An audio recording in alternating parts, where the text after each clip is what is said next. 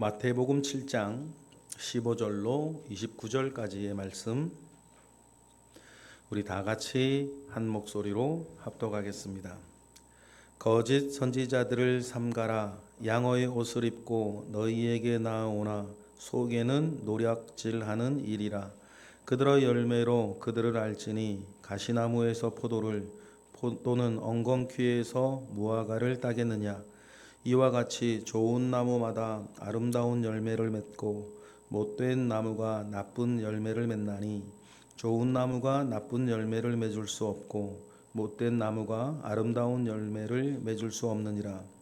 아름다운 열매를 맺지 아니하는 나무마다 찍혀 불에 던져지느니라. 이러므로 그들의 열매로 그들을 알리라.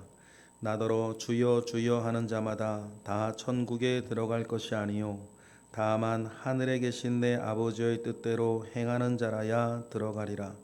그날에 많은 사람이 나더러 이르되 주여 주여 우리가 주의 이름으로 선지자 노릇하며 주의 이름으로 귀신을 쫓아내며 주의 이름으로 많은 권능을 행하지 아니하였나이까 하리니 그때에 내가 그들에게 밝히 말하되 내가 너희를 도무지 알지 못하니 불법을 행하는 자들아 내게서 떠나가라 하리라. 그러므로 누구든지 나의 이 말을 듣고 행하는 자는 그 집을 반석 위에 지은 지혜로운 사람 같으리니 비가 내리고 장수가 나고 바람이 불어 그 집에 부딪히되 무너지지 아니하나니 이는 주추를 반석 위에 놓은 까닭이요 나의 이 말을 듣고 행하지 아니하는 자는 그 집을 모래 위에 지은 어리석은 사람 같으니 비가 내리고 창수가 나고 바람이 불어 그 집에 부딪힘에 무너져 그 무너짐이 심하니라. 예수께서 이 말씀을 마치심에 무리들이 그의 가르치심에 놀라니 이는 그 가르치시는 것이 권위 있는 자와 같고 그들의 사역기관들과 같지 아니함일러라. 아멘. 하나님께서 저와 여러분에게 가지고 계시는 기대가 있는 줄 믿습니다.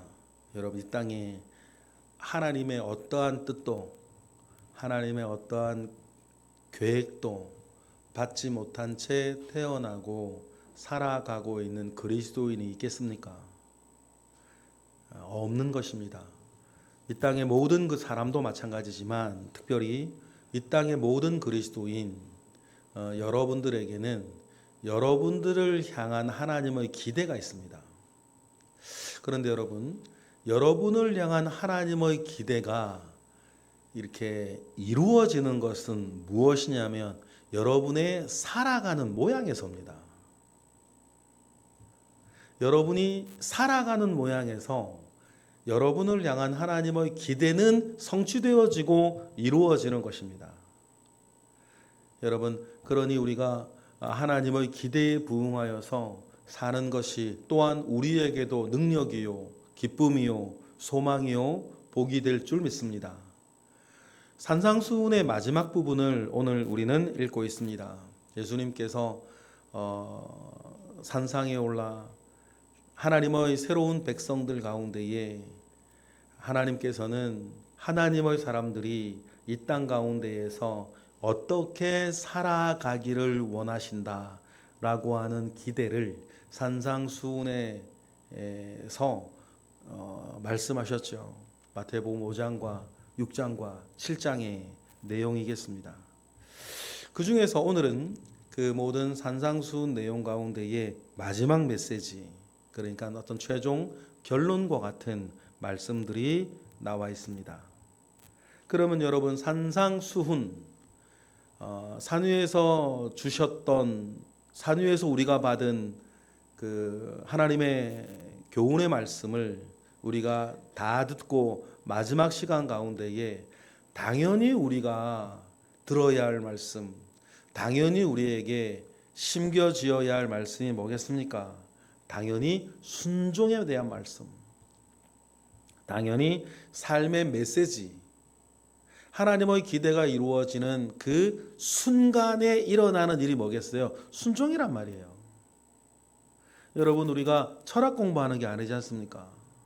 여러분, 우리가 교회에서 하나님의 말씀을 듣고 성경책을 읽는 것이 철학 공부하는 겁니까? 우리의 목적은 아는 게 아니고 우리의 목적은 뭐다? 사는 거다. 여러분, 그것이 철학과 신앙하고 다른 점이에요. 알아서 뭐 하겠습니까, 여러분? 아는 게 우리의 목적이 아닌데. 산상수훈을 아무리 많이 알면, 산상수훈을 달달달 외우면, 여러분, 그거 너무나 훌륭하고 좋은 일이지만 그것이 목적은 아니에요. 산상수훈의 단어 하나하나를 막 뭐 헬라어가 어떻고 뭐 아람어가 어떻고 뭐 거기에 뭐 플라톤 철학이 어떻고 막 공부하는 거 좋죠. 재밌고 좋은 일이에요. 그런데 그게 우리 목적은 아니에요. 우리의 목적은 아는 것을 딛고 서서 뭐 하는 것이다? 사는 것이다. 살지 아니하면 이것이 우리와 무슨 상관이 있겠어요? 산상수훈뿐만 아니라 우리가 알고 있고 보고 있고 듣고 있는 모든 말씀이 그렇죠. 살지 않으면 무의미하다. 오히려 모르면 하나님 아버지 앞에 나는 몰랐다고나 하지. 뻔히 다 듣고 뻔히 다 알고 뻔히 다 심지어는 말도 하고 있는데 그렇게 못 살고 있으면 차라리 모르니만 못하다. 그러니 여러분, 우리가 산상수훈의 마지막 메시지를 오늘 들으면서 여러분, 하나님 아버지 앞에 우리의 삶이 하나님의 기대에 따라 사라지는 은혜가 저와 여러분에게 있기를 주님의 이름으로 축복합니다. 거짓 선지자들이 나옵니다. 거짓 선지자들. 직전까지 여러분, 우리가 하나님 예수님이 여러 이야기를 해 오셨지만 7장에 들어오면서 예수님께서 하시던 말씀 가운데에 제일 중요한 말씀이 뭐였냐면 모든 걸 이끌어가던 단어가 뭐였냐면 외식이라는 단어였어요. 그런데 여러분, 외식이라는 그 뜻 자체가 페르조나, 가면이란 뜻이에요. 가면 쓰고 살아가는 겁니다. 하나님 앞에서도 교회 앞에서도 사람 앞에서도. 그러면 외식의 정점에 있는 사람이 누구겠어요? 거짓 선지자인 거예요. 입으로는 하나님의 말하나 속으로는 땅의 것을 원하는, 입으로는 예수 그리스도를 말하나 예수 그리스도와는 상관이 없는, 겉으로는 하나님의 일을 하고 있으나 속으로는 자기의 일을 하고 있는 그런 걸 뭐라 그래요? 거짓 선지자라 그러는 거예요. 거짓 선지자들은 여러분 언제나 입으로는 선한 것을 말하고 입으로는 주님을 말하고 입으로는 하나님을 말하지만 그 속에서 뭡니까? 자기 욕심만 차리고 있는. 그래서 15절 얘기하는 거죠. 15절 읽어볼까요? 시작. 거짓 선지자들을 삼가라. 양어의 옷을 입고 너희에게 나오나 속에는 노략질하는 일이라. 외식의 정점에 서 있는 사람이 이 거짓 선지자 아니겠습니까? 그러면 그 거짓 선지자들은 어떻게 구별하나? 나 거짓 선지자입니다 라고 명찰 달고 다니는 건 아니니까. 16절의 모든 말씀을 보면 뭐를 보고 한다? 열매를 보고 한다. 18절 우리 읽어보겠습니다. 시작. 좋은 나무가 나쁜 열매를 맺을 수 없고 못된 나무가 아름다운 열매를 맺을 수 없느니라. 여러분, 존재는 반드시 현상을 낳습니다. 여러분, 내가 누구냐? 어제도 말씀드렸나요? 여러분이 생각하는 여러분이 아닐 가능성이 굉장히 큽니다. 사람은 누구나 자기 자신에 대해서는 로맨틱하게 생각하기 때문이에요. 그러면 정말 내가 누굴까? 우리도 마찬가지입니다. 내가 살면서 맺는 열매들이 바로 나예요. 여러분, 가정에서 지금 어떻습니까? 부부 사이가 지금 어떠시죠? 그게 여러분인 거예요. 여러분, 친구 사이에서 어떠세요? 하는 일에서 어떻습니까? 직장에서 어떠시죠? 가족들 사이 어떠세요? 교회에서 어떠시죠? 나의 행동의 총합이 나인 거예요. 우리 중에선 100% 악인도 없고 100% 의인도 없겠죠. 그러나 여러분 기억하십시다. 하나님, 우리를 향한, 여러분을 향한 하나님의 기대는 언제나 100% 위에 서 있는 것입니다. 그리고 우리가 언제 어디서 누구와 무슨 일을 하는 순간에도 하나님은 우리에게 좋은 열매를 맺기를 원하신다. 그럼 이 열매가 무슨 열매일까요? 어떤 열매겠습니까? 여러분, 삶의 열매인 거예요. 내가 지금 살아가는 것으로 말미암아 맺어지는 열매. 하나님의 은혜 가운데 좋은 열매가 여러분들의 교회 생활에 있기를 바랍니다. 하나님의 은혜 가운데에 좋은 열매가 여러분의 가정에 있기를 원해요. 하나님의 은혜로 좋은 열매가 여러분의 인생에 있기를 바랍니다. 그러니 이 삶의 열매는 그럼 어떻게 맺는 것이냐? 주님이 지금 쭉 해오셨던 말씀과 같이 삶의 열매를 맺는 건, 좋은 열매를 맺게 하는 건 여러분의 성품이 아닙니다. 여러분의 능력이 아니에요.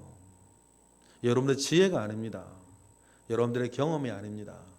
그것이 삶의 열매를 맺는 좋은 원동력이었으면 이미 맺었겠죠. 부족한 것 하나 없이, 아쉬운 것 하나 없이. 여러분, 많은 부분에 잘하고 있다 하더라도 우리가 부족한 부분들이 있어요. 그러면 여러분, 우리는 나가 이건 못해도 저거 잘하고 있으니까 그렇게 해서는 절대로 안 됩니다. 여러분, 사과가 있습니다. 다 썩은 사과가 어디 있습니까? 사과가 멍이 들어 썩었습니다. 다 썩은 게 어디 있어요? 반쪽이 썩은 거 아닙니까? 한 부분이 썩은 거 아닙니까? 그래도 그거 뭐다? 썩은 사과다. 그런데 여러분들은 물건 사시세요? 반쪽이 성하네. 그러면서 사과 사시는 분은 없는 거 아니에요. 하나님 아버지 앞에 우리의 마음이 그런 거예요. 여러분, 그래서 나의 삶 속에 삶의 열매가 완전하기를 소망하고 바라고 애쓰시기를 원하는데, 삶의 열매를 맺는 원동력이 성품이었으면, 지혜였으면, 내 능력이었으면 이미 하고도 남았다.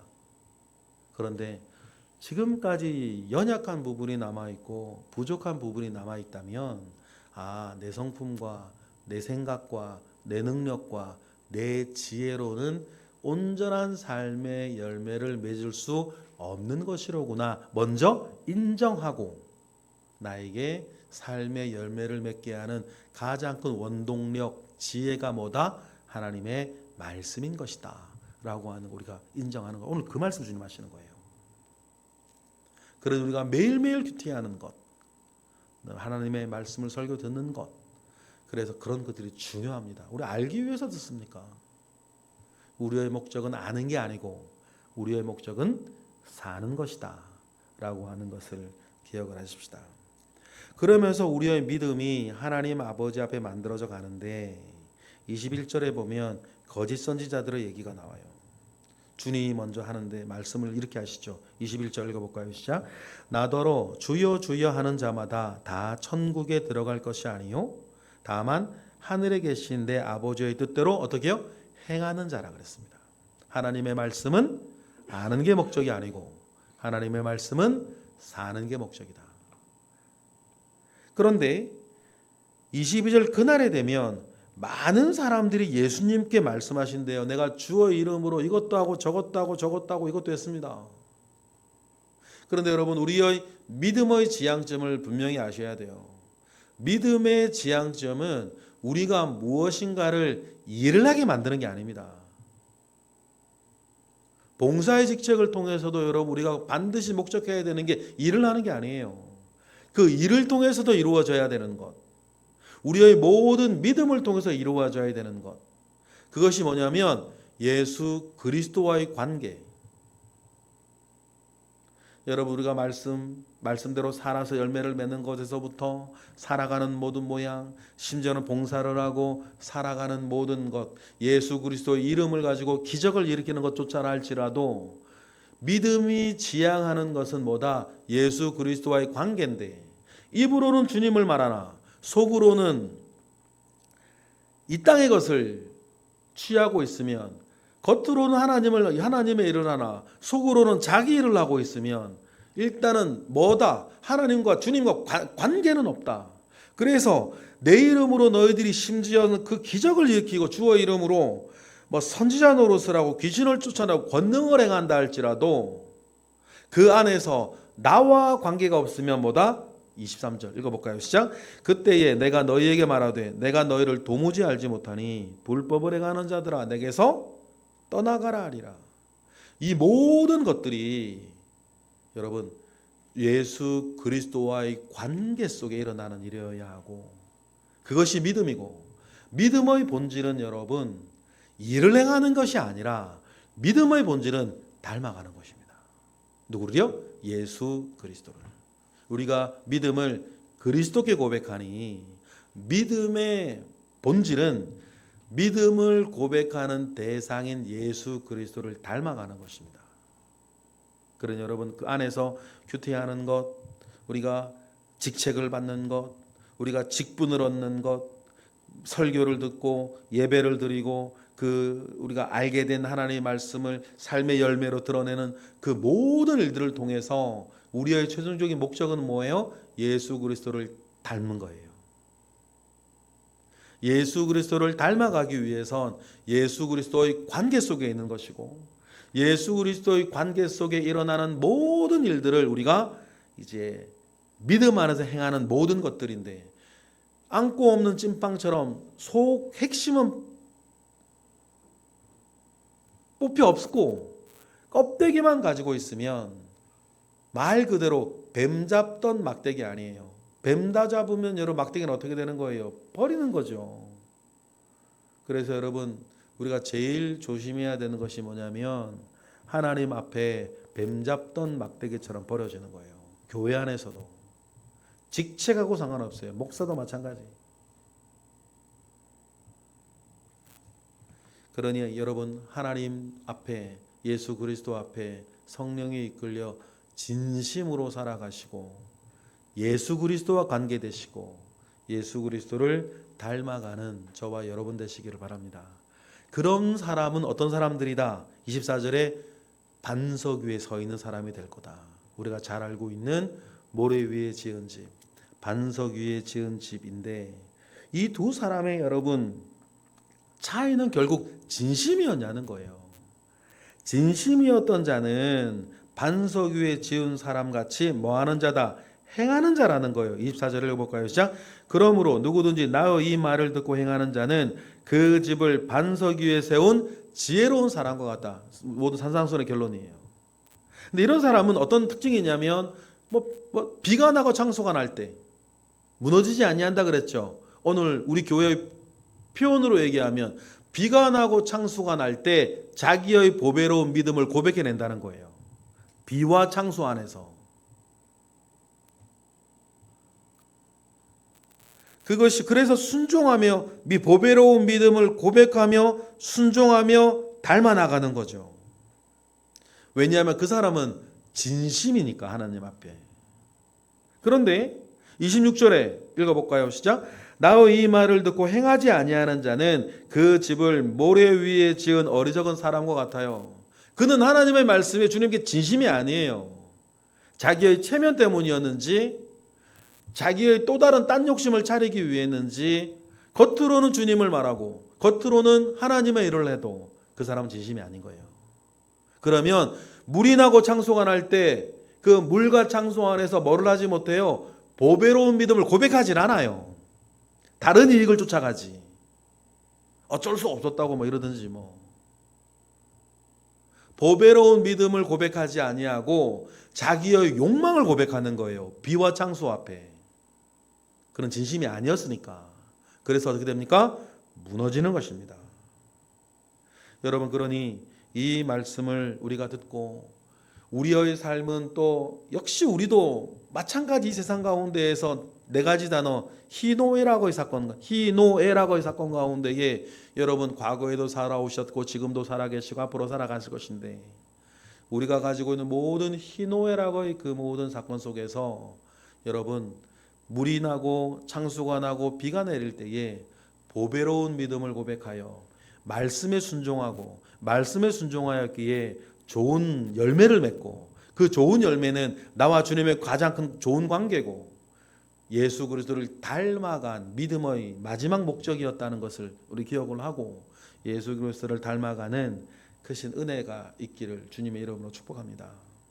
이 말씀을 예수님 다 하셨어요. 예수님은 말씀 자체이신 예수님이 전하는 이 말씀도 얼마나 진심이었겠어요. 우리의 표현으로 하면. 그러니까 28절 29절 듣던 사람들은 어떻게 됩니까? 깜짝 놀라는 거예요.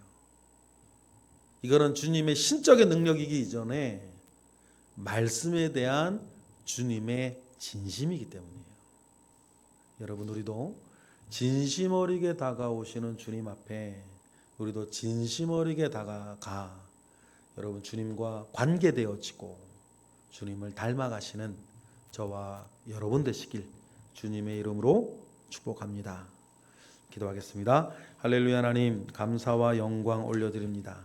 크신 은혜 가운데에 우리와 함께 하시고 크신 능력 가운데에 우리와 함께 하소서. 우리가 주님을 사모합니다. 우리가 예수 그리스도를 사랑하나이다. 진심 어린 그 마음 가운데에 주님이 우리에게 주시는 말씀을 받게 하시고 또한 순종하게 하시고 좋은 열매를 교회에서도 가정에서도 일터에서도 인생 전체에서도 맺어가는 우리 모든 새벽의 기도자들 되게 하시옵소서. 이 시간 드려지는 1,000번째 예물 가운데 주님 함께 하시고 오늘도 새벽을 깨워 주님 앞에 나아가는 이들의 얼굴과 그들의 이름과 그들의 사정을 주님 보시고 긍휼히 여겨 주옵소서. 예수 그리스도의 이름으로 기도드렸나이다. 아멘.